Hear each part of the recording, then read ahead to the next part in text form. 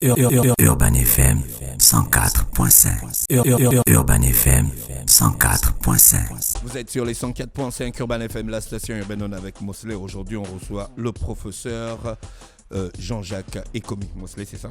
Oui, effectivement. Bonjour tout le monde. Bonjour Dafresh, Ruth, Jean-Paul. Effectivement, nous recevons le professeur titulaire, parce qu'il faut le préciser, Ekomi Jean-Jacques Tony. C'est son deuxième, on va dire troisième prénom, mais c'est d'ailleurs un prénom composé qui commence. Donc Ekomi Jean-Jacques Tony, qui est professeur titulaire des sciences économiques, directeur du Centre international de recherche en économie et gestion pour le développement de l'Université Omar Bongo, membre du comité de politique monétaire de la Banque des États de l'Afrique centrale, BAC, que tout le monde connaît. Donc nous le recevons aujourd'hui parce que, évidemment, nous sommes dans une lancée où on discutera avec lui de tout ce qui tourne autour de l'économie gabonaise, mais surtout de la dette, de l'accord entre le Gabon et le FMI, le plan d'accélération de la transformation, la vie chère, le retour du Gabon à l'initiative pour la transformation dans les industries extractives, le projet d'entrée ou bien encore l'annonce d'entrée du Gabon dans le Commonwealth. Donc, ce sont des thèmes qu'on abordera avec lui, mais sous l'angle économique, surtout parce qu'il a récemment, avec son groupe, en ce qui concerne leur centre de recherche, le CIREGED, ils ont publié un livre blanc qui s'intitule un livre qui s'intitule Livre blanc, repenser l'économie gabonaise post-Covid-19. Donc, c'est un livre intéressant que beaucoup devraient aller s'en procurer pour pouvoir et prendre connaissance de ce qui s'y passe et de ce qui est dit concernant comment devrait être l'économie gabonaise post-Covid-19. Donc, c'est de toutes ces questions-là que nous allons débattre avec lui. Mais c'est lourd de parler de l'économie gabonaise en ce temps. Il faut être un spécialiste. Nous, Bien sûr, et c'est tout l'honneur que nous avons aujourd'hui de recevoir le professeur Ekomi Jean-Jacques pour en discuter, parce que c'est un praticien, mais c'est également un enseignant à la faculté des sciences économiques, de droit et sciences économiques de l'Université Omar Bongo. Donc c'est quelqu'un qui est au fait de l'actualité économique de notre pays. Et il est membre du comité de politique monétaire aussi de la Banque des États d'Afrique centrale. Voilà. D'accord, ok. Professeur, bonjour. Bonjour. Merci d'avoir accepté notre invitation. Oui, c'est moi qui vous remercie, puisque vous me donnez l'opportunité ce matin d'échanger avec vous sur des questions pertinentes de l'économie gabonaise. Et je vous remercie d'avoir présenté succinctement notre ouvrage. En effet, pendant les premiers mois de confinement, au regard du déclenchement de la crise de la Covid-19 et surtout de la crise économique qu'elle a engendrée, il nous est apparu important que les chercheurs gabonais en économie et gestion devaient voir là une opportunité pour mener une réflexion approfondie sur les problèmes de l'économie gabonaise. C'est ce que nous avons appelé l'analyse des vulnérabilités de l'économie gabonaise.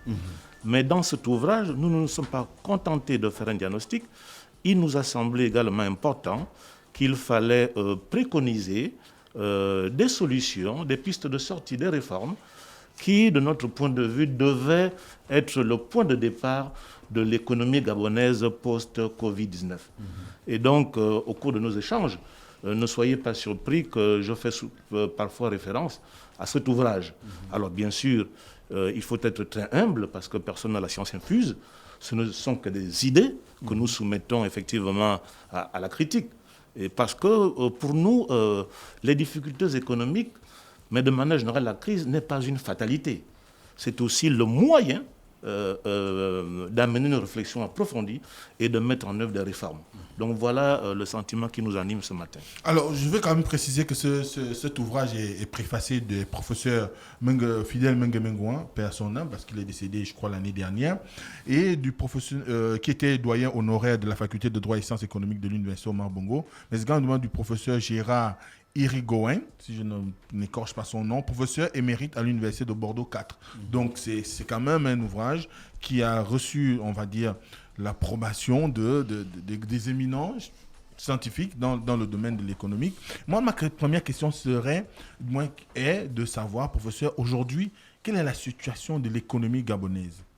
Merci. Il faut être honnête, notre économie est dans une situation difficile qui est due à ce qu'on peut appeler aujourd'hui la double crise sanitaire et économique. Comme vous le savez, la crise de la Covid-19 a été déclenchée en fin 2019, mais chez nous, elle s'est répercutée effectivement à partir du premier semestre, mars 2020. Et tout de suite, son premier effet a été d'entraîner une baisse des prix du pétrole dont l'économie gabonaise est dépendante, de l'ordre de 28,3%. Et de manière générale, elle a exacerbé ce que nous appelons, accentué, pour être encore plus précis, ce que nous appelons un certain nombre de vulnérabilités de l'économie gabonaise, qu'elles concernent nos finances publiques, j'espère que nous y reviendrons, qu'elles concernent notre système productif ou qu'elles concernent même le système financier. Alors, si vous me permettez, la situation, il faut le souligner également, parce que pour bien comprendre nos problèmes, a été d'autant plus difficile qu'en fait, fin 2019, l'économie gabonaise sort à peine du choc pétrolier précédent qu'elle avait subi. Il vous souviendra que en 2014, de juin à décembre, le prix du baril de pétrole est passé de $120 à $40. C'est ce qui a valu à notre pays de solliciter déjà en son temps un accord de confirmation, un accord d'assistance au titre du mécanisme élargi de crédit avec le Fonds monétaire sur la période 2017-2019. Et donc il faut avoir déjà ce choc à l'esprit. L'économie repartait à peine. C'est vrai qu'en 2019, la croissance était positive, mais lorsque le choc arrive, l'économie gabonaise est encore fragile. Alors, évidemment, quand on fait on présente cette économie, la situation économique du moment, on pourrait poser la question, quels sont les indicateurs conjoncturels qui permettent de déterminer cette crise? Oui, le plus simple, c'est la croissance économique, c'est-à-dire la production de richesses. 2020 est une année de récession économique. Alors, selon les sources, moi j'utilise beaucoup celle de la Banque centrale, la croissance est négative, autrement dit nous sommes en récession, de l'ordre d'environ moins 1,5%. Alors, si vous vous intéressez également aux indicateurs budgétaires, là aussi, ils sont assez explicites. Nous enregistrons un déficit budgétaire de l'ordre de moins 2,2%. De la même manière, on peut également s'intéresser aux échanges extérieurs, qui sont également importants compte tenu de la mission de la Banque centrale. Et là, vous comprendrez que c'est le membre du comité de politique monétaire qui s'exprime. Là aussi, nous avons enregistré un déficit de la balance courante entre moins 2 et moins 3%. Donc l'année 2020 est une année particulièrement difficile de ce point de vue. Oui, vous pensez que la détérioration de l'environnement économique soit le seul fait de la crise sanitaire? Non, vous avez raison, il faut l'évoquer. C'est la raison pour laquelle nous avons considéré que la crise ne faisait qu'exacerber, je dis bien exacerber, les vulnérabilités de notre économie. D'abord, les vulnérabilités, alors je voudrais, si vous me permettez, les évoquer succinctement. Alors je voudrais identifier ici 3 vulnérabilités. Au niveau des finances publiques, les vulnérabilités du système productif et enfin les vulnérabilités financières. Au niveau des finances publiques, les recettes budgétaires du Gabon proviennent de 2 sources. Les recettes pétrolières et les recettes hors pétrolières. L'évolution récente montre que les recettes hors pétrole ont augmenté et c'est une évolution plutôt positive. Mais elles sont encore à un niveau relativement élevé de l'ordre de 30% sur les dernières années, 2016, 2017, 2018. Et donc ça, c'est le premier problème. Donc, lorsque le pétrole se vend bien, nos recettes augmentent. En revanche, lorsque le pétrole se vend moins bien ou que les prix baissent, nos recettes baissent mécaniquement. Donc là, il y a un problème structurel de l'économie. Deuxièmement, les dépenses. Si vous regardez les dépenses publiques sur une tendance longue, on peut relever assez facilement qu'elles ont tendance à augmenter. Et souvent, elles augmentent même parfois plus vite que le rythme des recettes. Donc là, il y a effectivement un problème de discipline budgétaire lié au comportement des responsables de la politique budgétaire. Et lorsqu'elles augmentent, tous les postes augmentent, à savoir les salaires et traitements, les transferts et subventions, la dette aussi. Alors, il est également intéressant de relever que lorsqu'il y a un choc, la baisse des dépenses est moins forte que celle des recettes. Cela signifie quoi? Cela signifie qu'en fait, il y a une espèce d'inertie à la baisse des dépenses. Lorsque le gouvernement diminue les dépenses, il diminue en premier lieu les dépenses d'investissement. Or, c'est celle-ci qui porte la croissance. Donc, structurellement, en raison de ce que les économistes appellent la procyclicité de la politique budgétaire, c'est-à-dire qu'on dépense plus quand on a plus de revenus et on dépense moins dans le cas contraire, nous avons des déficits, surtout lorsque la conjoncture contrôlière se retourne. Donc là, c'est l'emballement un peu vicieux, augmentation de la dette, augmentation des déficits budgétaires. Donc ça, c'est la première vulnérabilité au niveau des finances publiques. Deuxièmement, le système productif. Notre système productif souffre encore du fait que sa base productive est étroite. Hein. Elle repose essentiellement sur les matières premières. Et donc, le système productif gabonais est incapable d'offrir un certain nombre, de mettre à la disposition des consommateurs un certain nombre de biens. Nous avons appelé ça, à la suite de la crise de la Covid-19, les biens économico-sanitaires et sécuritaires. Je voudrais, si vous me donnez une seconde, expliquer un peu ce que ça veut dire. Nous avons observé que pendant la crise, un certain nombre de biens tels que les gels, les masques, les appareils respiratoires, mais aussi, surtout, les denrées alimentaires, pouvaient avoir un caractère dont c'est des biens économiques, parce qu'ils répondent à des besoins. Mais dans le cas d'une crise sanitaire, on voit bien que c'est des biens qui sont importants, donc la dimension sanitaire est importante. Et on a qualifié ces biens de sécuritaires parce qu'ils soulèvent un problème de sécurité nationale, les difficultés d'approvisionnement, parce qu'il y a vraiment un risque de non-approvisionnement. Alors, dans le même plan, nous mettons une compagnie aérienne.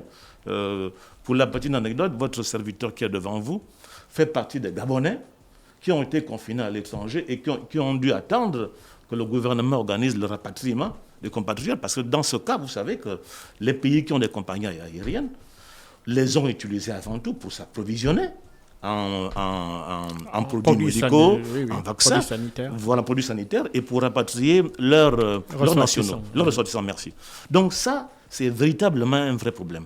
Et de ce point de vue, la question, mais j'espère qu'on y reviendra, sur la vie chère, la question des produits alimentaires, se pose ici avec une grande acuité. Et on a pu le voir, rappelez-vous, des casiers-mètres sociaux, des gens qui cherchaient à se nourrir. Donc, ce système productif est effectivement très inefficace.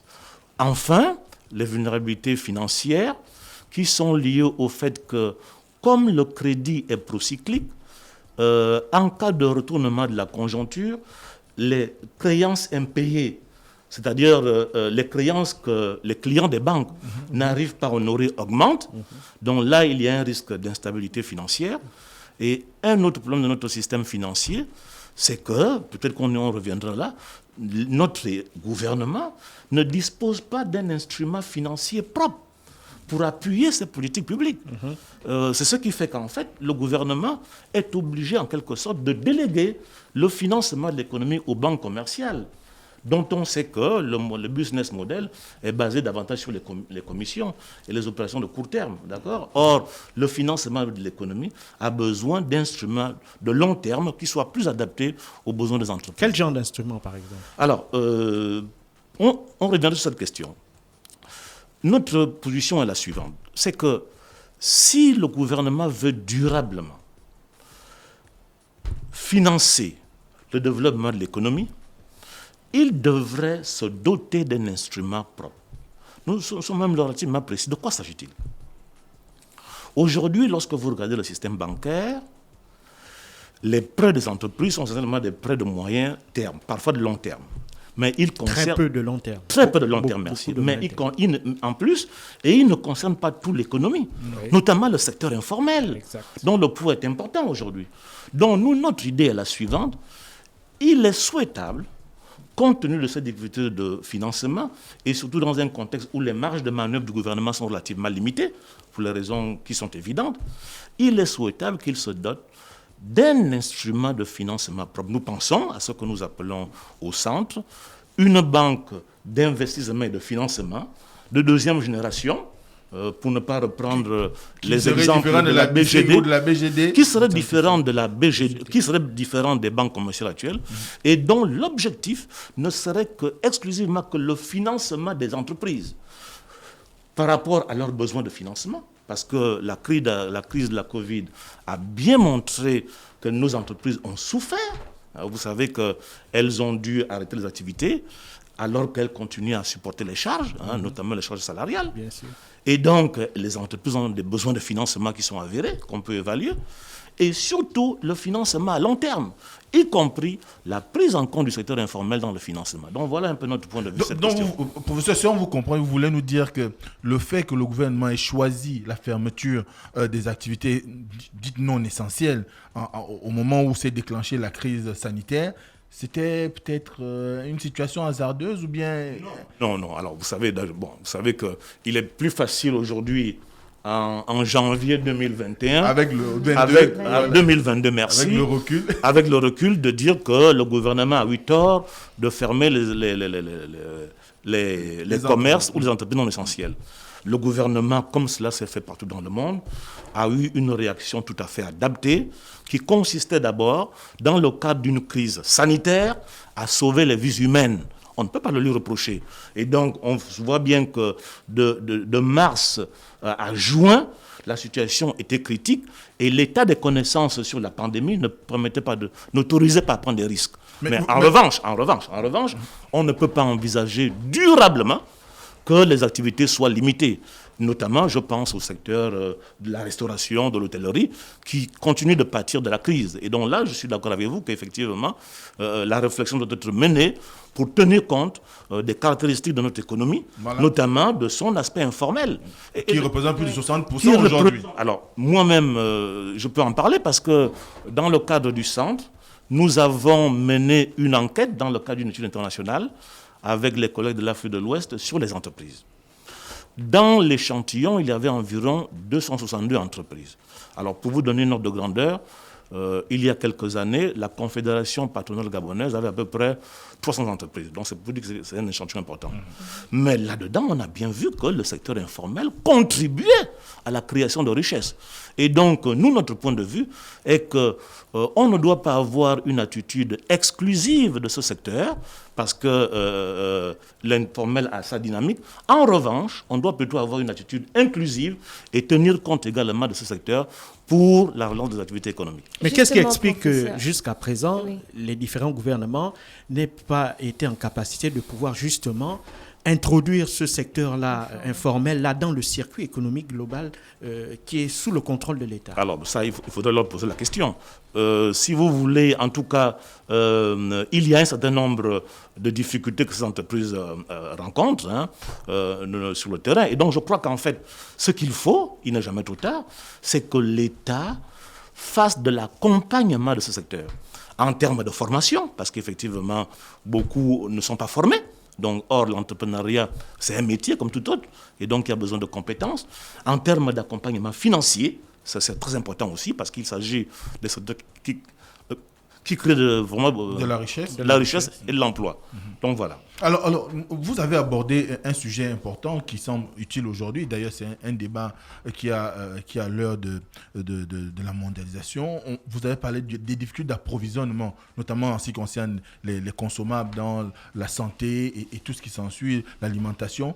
Que pouvez-vous préconiser pour pouvoir faire en sorte que, en cas de nouvelles situations comme celle qu'a vécu le Gabon dernièrement, nous soyons en mesure d'être en situation de donner une réponse favorable, du moins capable de nous permettre d'être quand même, on va dire, à la page, entre griffes. Mais c'est une question essentielle.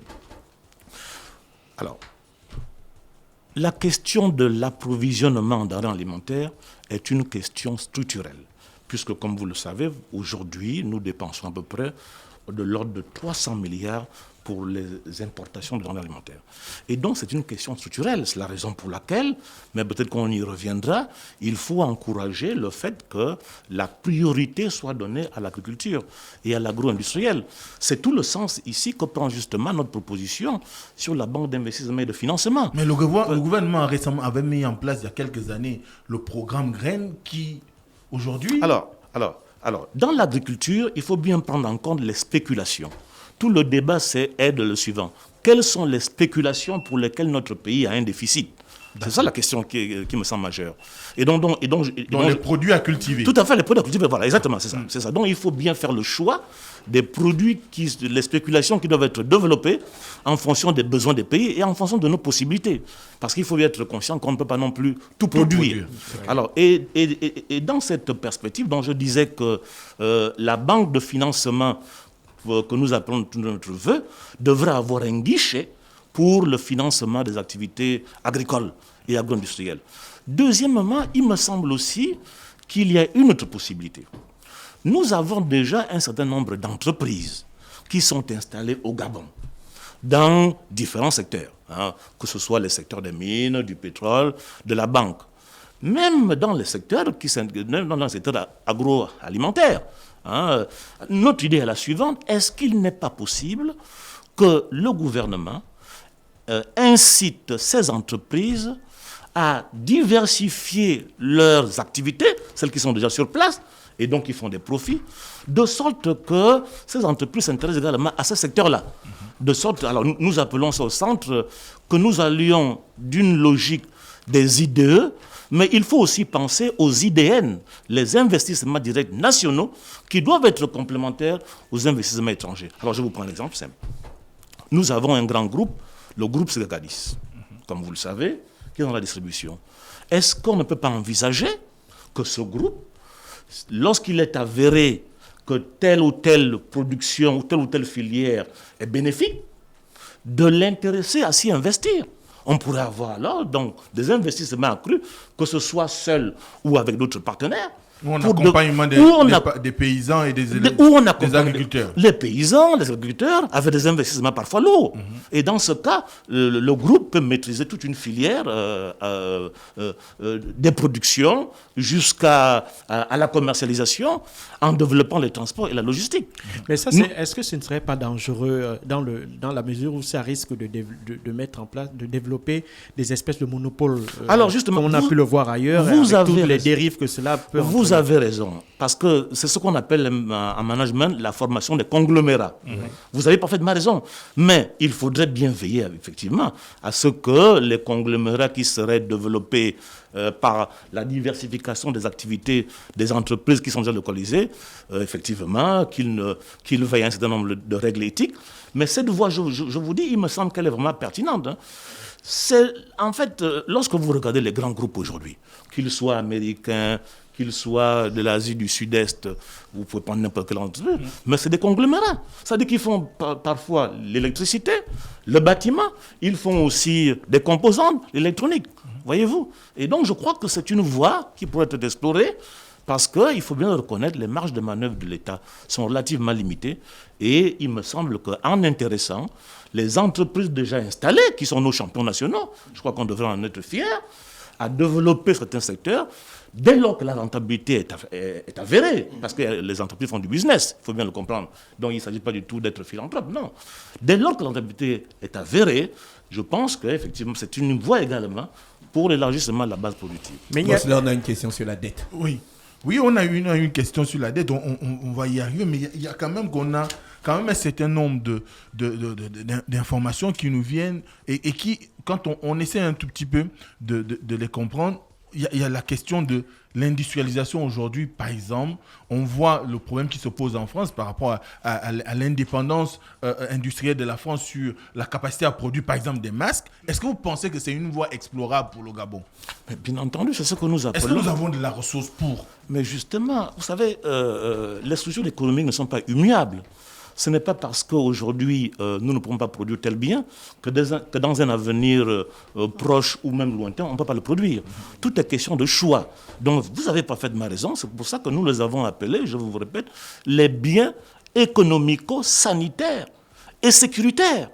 Parce que on a bien vu que cela soulevait un problème de sécurité nationale, de survie. Les questions d'approvisionnement, les produits sanitaires que vous avez évoqués. Voilà. Voilà. Sur la dette, René Ruth, vas-y. Oui, moi je voulais savoir quel était, on va dire, est-ce que vous pensez qu'il y a un impact de la crise sanitaire sur l'organisation d'une entreprise, sur la durée du travail ou même le chiffre d'affaires des autres entrepreneurs? Sur la durée du travail, comme vous le savez, la durée de travail est légale. Donc, on peut envisager que les entreprises organisent le travail autrement, soit par des rotations, soit, comme on l'a vu, effectivement, par le télétravail pour assurer la continuité des activités. Alors, dans le cas précis des entreprises gabonaises, nous avons été associés à la réflexion qui a été faite sur la relance des entreprises de la zone économique spéciale d'Hong Kong. L'analyse a révélé clairement que pendant le pic de la pandémie, on va dire mars-juin, la production a baissé, le chiffre d'affaires a baissé de manière drastique, en raison des mesures de confinement, des mesures de restriction des populations, et donc l'outil de travail a été mis à mal. Donc ça, c'est clair. Alors, cela est également valable pour les autres entreprises. Qu'elles soient tournées vers le marché national ou le marché international. La plupart des entreprises gabonaises ont souffert de la crise et continuent d'ailleurs d'en souffrir puisqu'elle n'est pas terminée. Parce que, comme je vous l'ai dit, les chiffres d'affaires ont diminué alors qu'elles ont continué à supporter des charges, notamment les charges salariales. Alors, sur ce point de vue encore, il faut dire que pour les entreprises, les difficultés continuent. Je ne sais pas si vous suivez l'actualité récemment. Le coût du fret, du transport, a explosé, vous avez raison, parce que les prix, par exemple, du fret ont été multipliés par 4, de $1,000 à $4,000. Donc, je me réjouis que vous suivez bien l'actualité. Et donc là encore, ça va être... Exactement, parce que nous achetons beaucoup à l'étranger. Et donc là encore, les entreprises vont souffrir de cette inflation importée. Les entreprises comme les consommateurs. Donc effectivement, vous avez parfaitement raison. Alors, la crise a affecté les entreprises gabonaises. Voilà. Alors, professeur, l'économie gabonaise aujourd'hui, quand même, connaît beaucoup de problèmes. Du moins, lorsqu'on parle de l'économie, on parle des finances. Et on nous dit que l'encours de la dette du Gabon, à fin juin 2021, était estimé à 6,539,9 milliards de francs CFA, soit 4,075,5 milliards en dette extérieure. Et actuellement, nous avons explosé les normes CEMAC en ce qui concerne cette dette-là, qui se retrouve à plus de 70% du PIB. Est-ce qu'il est possible d'envisager une sortie de ce cycle de la dette? Et d'ailleurs, comment on en est arrivé là? Très bien. Alors, la dette constitue aujourd'hui la principale vulnérabilité des finances publiques gabonaises. L'année 2021 n'est pas encore terminée, mais vos chiffres sont relativement exacts. Sur les 9 premiers mois de l'année, c'est-à-dire de janvier à septembre, les 3 premiers trimestres, si vous voulez, le montant de la dette que vous évoquez, c'est le bon montant, environ 6 600 milliards de francs CFA. Et donc, la dette extérieure occupe la plus grande part. Oui, près de 60%. Tout à fait. Mais il faut aller plus loin.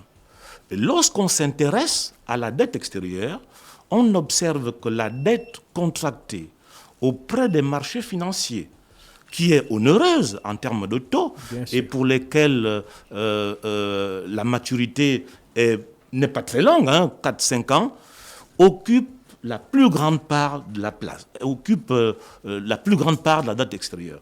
Alors, moi j'ai quelques éléments, par exemple, pour 2020, qui est vraiment une année difficile. Notre pays a contracté des dettes à hauteur de 1120 milliards, dont 800, c'est-à-dire ce qu'on appelle les tirages, dont 897 milliards de dettes extérieures. Et au sein de cette dette extérieure, les dettes auprès du marché financier s'élèvent à 659 milliards. Alors, de la même manière, les tirages ont diminué en 2021, Dieu merci. Au lieu de 1120, ils sont passés environ à 640 milliards. Mais à l'intérieur des tirages, c'est la dette intérieure qui a davantage augmenté et cette dette a été contractée auprès des marchés financiers régionaux. Donc c'est un vrai problème. Alors, Autre élément à savoir, le paiement de la dette, c'est-à-dire que ce que ça nous coûte mensuellement, 2020, toujours sur les 9 premiers mois, nous avons remboursé pour 714 milliards de dettes, dont 636 de dettes extérieures, de dettes des marchés financiers. Donc, le paiement de la dette obère les finances publiques. C'est des montants qui auraient pu être affectés au développement des infrastructures, au développement des programmes sociaux prioritaires. Alors, est-ce qu'on peut sortir de ça, professeur? Alors, justement, moi je voulais dire qu'avec un tissu productif qui est très faible, avec une dette colossale, quelles sont les marges de manœuvre dont on dispose au regard de nos potentialités? Est-ce qu'on peut faire? Est-ce qu'on peut sortir de ça? Oui, il n'y a pas de fatalité. Et j'espère que nous reviendrons sur l'accord du Fonds monétaire. Bien sûr. On peut sortir de ça. Pourquoi? Parce qu'il faut s'attaquer au problème. Quel est le problème? Nous avons 2 problèmes. Premièrement, le rythme d'accroissement élevé des dépenses qui concerne tous les postes, y compris les dépenses de fonctionnement. Et là, ça soulève le sempiternel problème des choix budgétaires, de l'efficacité de la dépense publique. Donc ça, c'est une vraie question nationale. Donc voilà. Ça concerne aussi la discipline budgétaire, c'est-à-dire la capacité des autorités à ne pas avoir de comportement euphorique, surtout en période de conjoncture pétrolière favorable. Donc ça, c'est le premier aspect. Et à mon avis, les premières mesures doivent concerner la maîtrise des dépenses. On ne peut pas faire autrement que de maîtriser les dépenses publiques. Alors concrètement, de quoi s'agit-il? Il s'agit de limiter leur augmentation. Comment peut-on le faire? Il faut passer au peigne fin toutes les dépenses. Aucune dépense n'est tabou. Je prends l'exemple des subventions et transferts. Alors on peut comprendre que, en raison de la montée de la pauvreté, parce qu'il est hors de question de laisser des compatriotes au bord de la route, que l'État subventionne, mais les subventions ne peuvent pas se faire à tout va. On doit cibler les subventions. Est-ce que les subventions sont destinées effectivement à ceux qui en ont besoin? Et je pense que si vous regardez le cas des subventions des hydrocarbures, on peut en discuter par rapport à chaque type. Même les subventions à l'eau et l'électricité. Voilà. Donc là, il y a un effort à faire. Ensuite, les questions de choix budgétaire, d'efficacité, c'est-à-dire que pour un franc dépensé, les résultats sont faibles. Donc ça pose des problèmes de transparence, des problèmes de gouvernance. Donc la première action, c'est sur les dépenses. Alors, on se réjouit que dans la loi de finances rectificative, ce qu'on appelle les dépenses fiscales, c'est-à-dire toutes les exonérations que le gouvernement avait accordées à bon nombre d'entreprises, ont diminué. Donc, je crois que c'est une évolution positive, surtout que penser que la fiscalité est le seul élément d'attractivité d'une économie me semble discutable. Ça a même été le seul élément de relance économique. Tout à fait. Quand on regarde le plan de relance économique. Cela me semble discutable, d'autant plus que ces entreprises payent souvent des taux d'imposition élevés dans leur pays. Ailleurs. Donc, à mon avis, les arguments les plus forts pour l'attractivité, c'est la disponibilité des ressources naturelles chez nous, le respect des droits de la propriété, l'efficacité de la justice, le climat des affaires. Voilà. Donc là, première action, les dépenses. Alors nous, on est même allé loin au laboratoire. On s'est demandé, est-ce qu'il ne faudrait pas réfléchir sur une règle de politique budgétaire qui consiste pour les gouvernants à s'engager, par exemple, à respecter le solde budgétaire structurel, c'est-à-dire le solde du budget qui ne prend pas en compte les variations conjoncturelles. Parce que le problème, c'est qu'en fait, nous dépensons en fonction de la conjoncture, notamment lorsque les prix du pétrole s'envolent. Alors c'est un débat, nous ne prétendons pas avoir la science infuse, donc pourquoi pas une règle de budget structurel? Parce que les critères de convergence actuels de la CEMAC constatent le solde ex post, c'est-à-dire après que les dépenses aient été réalisées. Ouais. Or, il me semble que c'est avant que les dépenses soient réalisées qu'il faudrait que les gouvernants prennent un engagement. Alors, c'est ce que font beaucoup de pays qui sont riches en ressources naturelles. Le Chili le fait avec sa règle de budget structurel. plus proche de nous, le Botswana le fait. Le Botswana a même Qui est un règles. exemple en matière de gouvernance. Qui est un exemple, un modèle en matière de gouvernance des ressources naturelles, puisque leur économie repose sur le diamant. Le Botswana a 2 règles. Une règle de plafonnement des dépenses à 40% du PIB. Il faudrait savoir pourquoi ils ont choisi cette norme, mais donc c'est des choses que les économistes peuvent évaluer. Et ils ont même une autre règle, selon laquelle les recettes tirées des mines doivent être affectées exclusivement au développement des investissements productifs et non au fonctionnement. Donc, la première action, c'est les dépenses. La deuxième action, c'est les recettes. Il faut accroître les recettes budgétaires. Alors, comment ? En accélérant la transparence et la bonne gouvernance. Là, ça concerne toutes les recettes internes. Mais il faut surtout mettre un accent sur, de notre point de vue, les recettes non pétrolières. Alors, il faut saluer le fait que ces dernières années, elles ont augmenté. C'est-à-dire les recettes qu'on tire, qui ne viennent pas du pétrole ont augmenté. Mais les recettes pétrolières sont encore trop importantes. Comment peut-on inverser cette tendance, accroître les recettes hors pétrole? Certainement en créant de nouveaux impôts. Je sais qu'il n'est pas bon d'en parler lorsque les élections approchent. Mais il faut bien dire, quand vous regardez notre structure fiscale, vous voyez bien qu'elle fait la part belle aux impôts indirects par rapport aux impôts directs. Et si je vous posais ce matin dans le studio qui a fait sa déclaration de revenus en mars dernier, peut-être qu'on aurait des surprises. Moi, la mienne est automatique. Voilà, vous faites votre déclaration de revenus automatiquement. Ouais. Donc vous avez raison. Mais il faut systématiser les déclarations de revenus, comme cela se fait partout ailleurs. Et puis surtout, il faut élargir l'assiette fiscale. Comment faut-il faire pour l'élargir? Il faut intégrer le secteur informel, qui est un gisement de recettes fiscales. Et là aussi, l'enquête que j'avais évoquée, que nous avions fait en 2015 sur les entreprises, a montré que la charge fiscale était supportée uniquement par 20% des entreprises.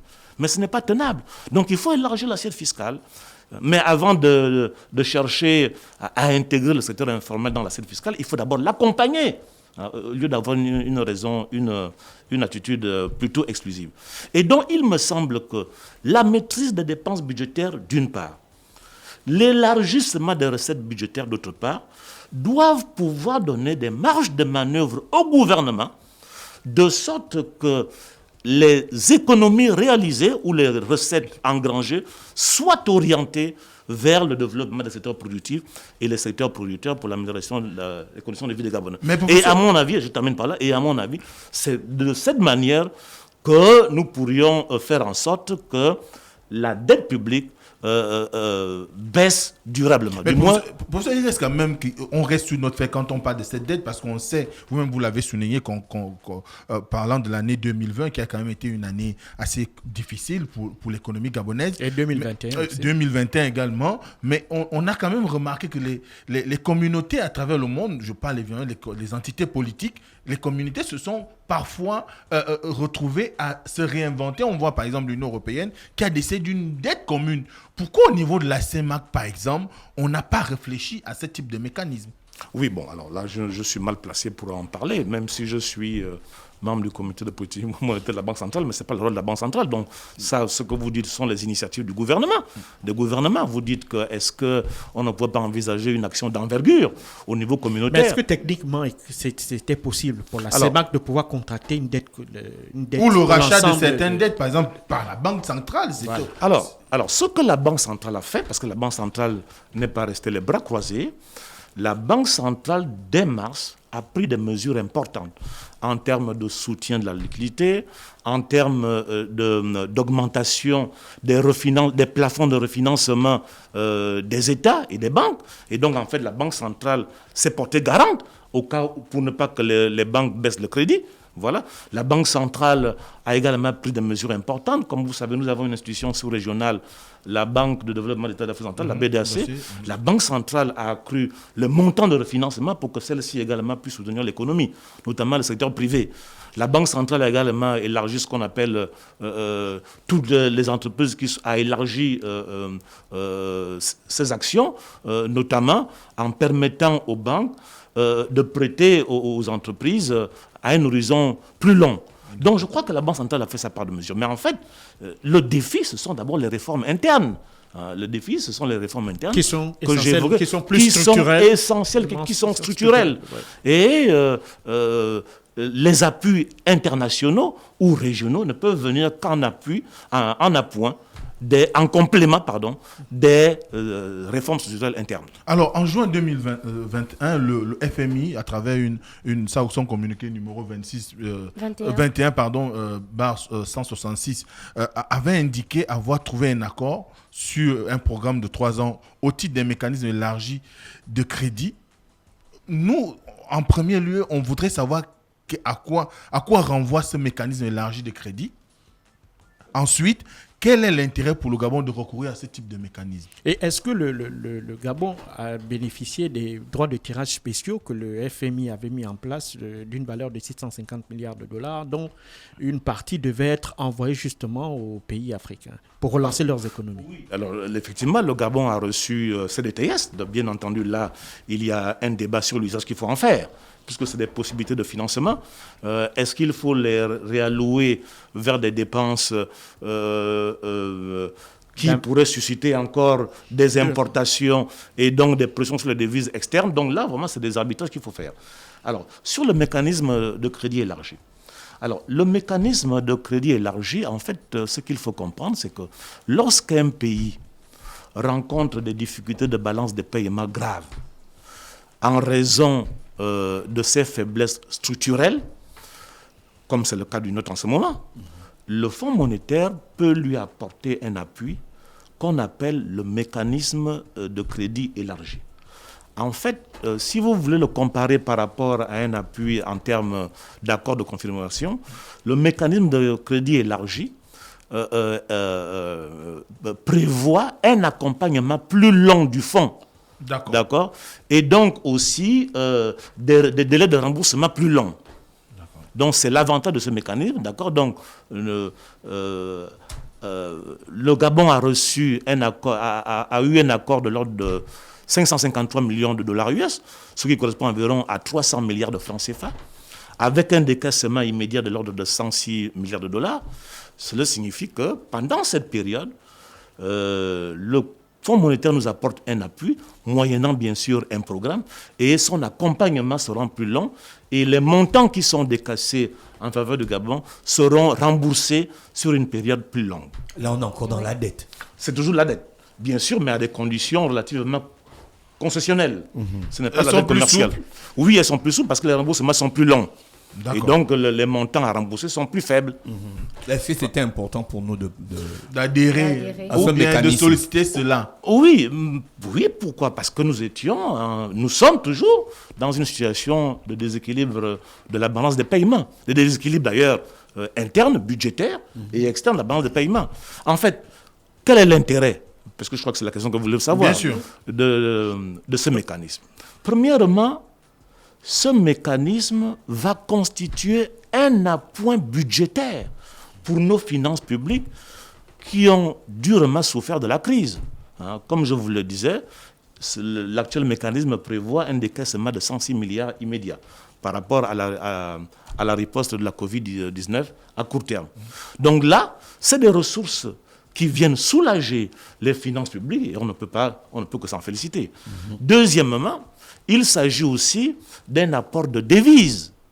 Et donc, de ce point de vue, c'est un deuxième avantage de ce mécanisme, c'est-à-dire qu'il va renforcer notre position monétaire extérieure.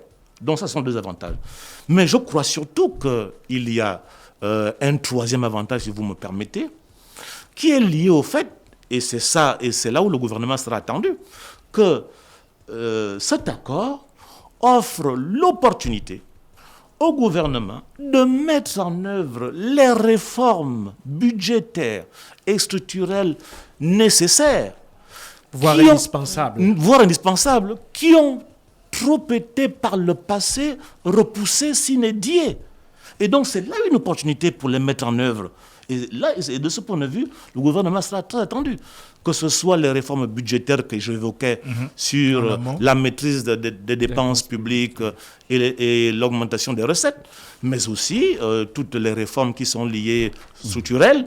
Je pense en particulier aux réformes sur l'environnement des affaires, qui sont aussi importantes pour effectivement le développement de l'économie gabonaise. Alors, excuse-moi, Mosley, professeur, de votre regard d'économiste, en quoi le plan d'accélération de transformation est-il différent du plan de relance de l'économie? Oui, vous avez un peu raison. C'est vrai qu'on ne va pas s'appesantir sur la sémantique. En effet, le gouvernement a initié un plan de relance en 2020. Et puis, en 2021, il nous sort un plan d'accélération de la transformation économique en janvier. Est-ce que c'est différent? Non, en fait, nous sommes toujours dans la relance. Mais je crois que... Oui, je suis très humble parce que j'en sais rien. Mais je crois qu'en fait, dans l'idée du gouvernement, il s'agit de montrer que nous allons un peu plus au-delà de la relance, puisque le plan de transformation de l'économie s'intéresse à des aspects structurels et donc au développement de nouveaux secteurs avec des priorités et des projets identifiés. Donc il me semble que c'est ce que le gouvernement a voulu initier. Mais vous avez raison, puisque dès lors qu'on n'a pas d'abord évalué le plan de relance économique, effectivement, faire un nouveau plan, on ne peut pas le comprendre. Mais je crois qu'il ne faut pas s'arrêter sur ces questions relance, transformation. Mais il faut s'intéresser à ce plan. Moi, je l'ai lu. Alors, ce plan fixe un cap, avec des secteurs identifiés et des projets. Dans le cadre de ces secteurs moteurs, identifie des secteurs moteurs de la croissance, mines, hydrocarbures, bois, qu'est-ce qu'il y a encore, agroalimentaire, agro-industrie et autres. Il identifie des secteurs catalyseurs de la croissance, l'eau, l'électricité, le climat des affaires, je crois. Alors, sur ces critères, sur ces secteurs, je crois effectivement qu'il est intéressant que la priorité soit donnée au développement de l'agriculture et de l'agro-industrie. Donc c'est tellement important, nous en avons longuement parlé, sur le coût des importations de produits alimentaires. Mais la facture énergétique, est-ce qu'elle permet un développement de l'agro-industrie? Alors, on va y revenir. Alors, sur l'électricité, c'est également un secteur intéressant et important, puisque, comme vous le savez, nous souffrons d'un problème de compétitivité, vu que l'électricité est relativement chère chez nous par rapport aux autres pays. Voilà. Et si vous voulez avoir une base industrielle, il vaut mieux donc avoir de l'électricité disponible en quantité. Et partout. Et partout. Et stable. Et stable. Donc justement, je pense qu'on ne peut que se féliciter qu'il y ait un intérêt sur l'électricité. Alors cependant, en revanche, sur les mines, je crois qu'il faudrait que le gouvernement, pas qu'il revoie sa copie, mais on ne peut pas faire, au regard de l'état des connaissances que nous avons en économie, des mines un secteur porteur de croissance. Qu'on veuille développer des mines, ce qui est normal, il faut les développer, d'accord? Mais avec le risque on risque plutôt de faire de la concentration dans les ressources naturelles encore, au lieu de la diversification. Donc, en fait, l'état des connaissances nous suggère que pour les pays qui sont riches en ressources naturelles, la diversification dans les ressources naturelles est coûteuse, parce que ce sont des industries hautement capitalistiques. Et donc, il faut davantage s'orienter vers d'autres. C'est la raison pour laquelle je trouve judicieux le choix fait sur l'agriculture, l'agro-industrie et la pêche. Alors, il se pose... L'un des défis que soulève ce plan, c'est la question du financement. C'est un grand défi. J'ai cru comprendre que le plan avait été chiffré, avait été évalué à 3 000 milliards de francs CFA. On peut donc se demander, sur combien de temps? Sous 3 ans. Comment, en tant qu'économiste, vous pouvez dire « j'ai cru comprendre » ? C'est dans votre domaine, vous devez être fait des choses. Mais c'est écrit. C'est ce qu'il a lu. C'est ce que j'ai lu. Ouais. Non, j'ai lu. Non, j'ai lu, je me défie pas du tout. J'ai lu que le financement avait été fait à hauteur de 3 000 milliards de francs CFA. Alors, je n'ai pas discuté de l'évaluation. Alors, toute la question, c'est, dans un contexte où les marges de manœuvre de l'État sont limitées, en raison de l'accord avec le Fonds monétaire et des difficultés budgétaires. Dans un contexte où l'État a procédé à des tirages importants en 2020 et en 2021, comme on l'a déjà évoqué, on peut se poser la question comment l'État fera Vous avez des réticences sur la capacité à pouvoir mobiliser les ressources. Comment l'État, on peut se poser la question, comment l'État fera pour mobiliser des ressources? C'est là où justement vous aurez compris, l'idée d'une banque d'investissement et de financement prend encore tout son sens. Parce que là, effectivement, si vous regardez l'horizon temporel 2021-2023, il me semble relativement court. Oui. Mais bon, on verra bien. Mais, professeur, tout à l'heure, vous avez un peu évoqué les différents secteurs prioritaires du PAT et vous avez présenté le secteur de l'industrie extractive comme assez capitalistique, qui demande beaucoup d'investissement. Et qui ne soit pas véritablement porteur en termes de développement. En termes de changement, de diversification. Quel serait alors l'intérêt pour notre pays d'intégrer l'IET? Alors, je m'exprime, mais je voudrais bien que mes propos soient clairs. D'accord. Je ne dis pas qu'il ne faut pas investir dans les mines. Puisque c'est une richesse dont nous disposons, il faut donc développer des projets relatifs aux mines. Mais en revanche, je dis qu'il me semble discutable d'en faire un moteur de la croissance. C'est-à-dire d'en faire une source qui nous permet d'avoir une croissance sur une longue période. Une très longue période. Si nous regardons bien sûr l'exemple du pétrole. Est-ce que vous comprenez bien? Non, bien sûr. Si nous avons la possibilité de développer des mines, il faut le faire. Est-ce que vous comprenez bien? Je n'ai pas dit qu'il ne faut pas le développer. Mais en revanche, en faire un moteur de la croissance. Lorsqu'on sait que souvent les produits qui sont liés aux industries extractives sont fixés à l'extérieur et que les prix de ces produits peuvent être volatiles, je trouve qu'il est discutable d'en faire un moteur de la croissance. Je n'ai pas dit, il faut bien sûr les développer. Dès lors que vous avez des richesses, puisque ce sont également des sources de création d'emplois. Même si les investissements qu'on peut y faire sont coûteux, parce qu'ils sont capitalistiques, donc ce sont aussi des secteurs de création d'emplois. Voilà. Et donc cela participe également de la création de l'activité. Voilà. Alors, dans ce cas, le Gabon a fait son retour à l'IET, l'initiative des industries de la transparence dans les industries extractives. Comment aujourd'hui on peut qualifier ce retour-là? D'ailleurs, qu'est-ce qui a causé d'abord le départ? Pourquoi on en a été exclu? Et quel serait l'avantage à en tirer avec ce retour? Je ne peux pas dire pourquoi on en a exclu. En fait, l'initiative ITIE, c'est l'initiative de la transparence pour les industries extractives. C'est une norme. D'accord? C'est une norme. Une norme, c'est-à-dire qu'en fait, le système, l'idée est que si nos industries extractives respectent un certain nombre de normes, la norme ITIE, alors il faudra aller en profondeur, alors cela doit permettre de renforcer la transparence et la gouvernance dans ces industries, ce qui devrait permettre à l'État de capter davantage de ressources. Donc cela signifie qu'en fait, nous ne captons pas toutes les ressources possibles de ces industries. Le deuxième avantage, c'est que si nous sommes dans la norme ITIE, en raison de la bonne gouvernance, nous développons également l'attractivité de ce secteur. C'est-à-dire qu'en fait, ce secteur sera plus attractif, notamment pour les nouveaux investisseurs. Voilà. Et enfin, le dernier avantage, c'est la création d'emplois. Parce que si vous avez de nouveaux investisseurs, donc vous avez de nouveaux projets qui se développent et donc les emplois qui se créent. Alors je ne peux pas savoir pourquoi nous en étions sortis avant. Et donc il faut souhaiter pour cette fois-ci que les activités du comité ITIE Gabon soient lancées le plus vite, d'accord, et que notre pays se conforme à la norme et surtout se conforme à la norme et qu'il y reste. D'accord, professeur. La dernière question. En tant qu'économiste, que pensez-vous le projet d'entrée du Gabon dans le Commonwealth? Alors, je ne sais pas si c'est d'abord... Face à un impact économique. Alors, je comprends bien l'impact économique que cela peut avoir sur la diversification des partenaires, notamment.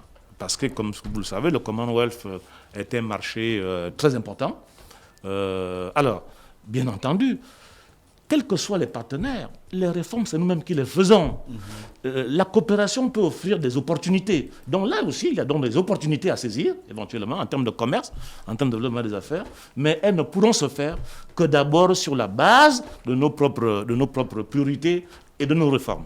Professeur, pour terminer, merci Mosley, merci Jean-Paul, merci René Ruth pour terminer notre émission parce que je pense qu'on a largement dépassé le temps. Ouais. On avait une question On n'a pas parlé de la vie chère. Voilà, on aura l'occasion d'en en parler une prochaine fois. J'espère que vous n'êtes pas réticent au fait qu'on vous invite une prochaine fois. Non, on verra bien, mais je crois qu'il était également intéressant de parler de la vie chère, mais bon, peut-être à une autre fois. D'accord. Pourquoi les intellectuels gabonais ne s'expriment pas? Ou pourquoi ils n'aiment pas s'exprimer, ne sortir des amphis et venir parler au Pourquoi grand il n'y a pas un public? débat public? Un débat Avec les public. statistiques. Ils ne sont pas favorables à s'exprimer. Notamment dans- sur la gestion de la crise, sur le plan économique, par exemple. Sur tous les Sur toutes tous questions, les c'est plans. pas Voilà. seulement sur la Pas seulement crise. sur la crise, sur Oui, tous les mais- domaines. Non, sur mais- tous leurs domaines respectifs. Voilà. Non, mais je ne pense pas qu'il faille généraliser. Alors, premièrement, les universitaires ont des instances où ils discutent. C'est à l'occasion des colloques, c'est à l'occasion des conférences, et c'est à l'occasion de toutes les activités scientifiques que nous menons au sein de nos laboratoires, dont les universitaires prennent la parole. Maintenant, autre chose est que les intellectuels ou les professeurs ou les chercheurs s'intéressent à la société. C'est-à-dire que leurs recherches soient soumises, les résultats de recherche soient soumises à la communauté. Donc là, je crois que nous avons, nous-mêmes à l'université, une part de responsabilité, parce qu'en effet, vous avez raison, nous avons également des responsabilités vis-à-vis de la communauté, parce que nous appartenons à un environnement dans lequel nous vivons, et nous devons de plus en plus, c'est également un critère sur lequel on nous juge, sur notre rapport à la collectivité et à la société. Professeur, merci D'après- d'avoir accepté la notre question est invitation. insensée. On vous souhaite de C'est- passer c'est quand une même très la bonne vie chère, journée d'après- à l'écoute des programmes d'Urban FM. Merci et à la prochaine, professeur. Merci. Urban FM 104.5.